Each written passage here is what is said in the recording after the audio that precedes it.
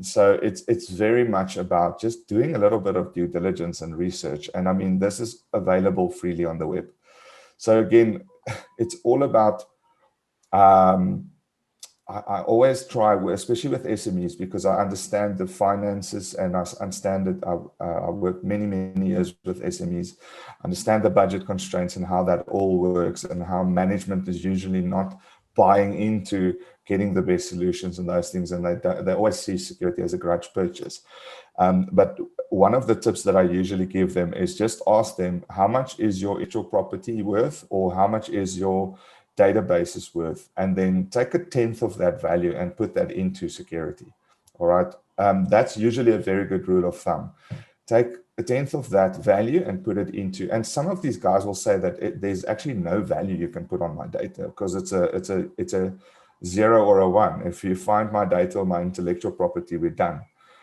So they need to start thinking about it like that. If you think about car insurance, because we can kind of see how there's a similarity between cybersecurity and car insurance. People always say, yes, it's insurance, it's a grudge purchase. Yes, but also the more risky vehicle you buy, the higher the insurance is going to cost. It's the same as cybersecurity. So what I recommend is, again, go look at the independent test results. So go look at guys like ISO Labs, NSS Labs, AV Comparatives, avtest.org. There's so many different guys that do extremely good work at testing these solutions. And yes, you're going to get the naysayers that say some of these tests are cooked. Go look at many of them then and find your own average of who you think are the top 5 vendors, and then start hunting for quotes, and then start looking at feature sets and what you get within the top 5 solutions for the budget that you have. And that's kind of a good approach. I think by doing it that way, you'll probably find the best solution at the right price. That's going to get you far down the line. And then again, as I mentioned, don't, in this day and age, look at solutions that aren't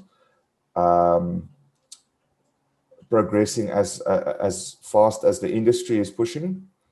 So look at solutions that's got machine learning enabled and EDR solutions in place. So everything that's already demanded from the cybersecurity industry right now, make sure that those are in the solution. Yeah, then you should be good. You should be well protected, at least by one of the top 5 vendors globally.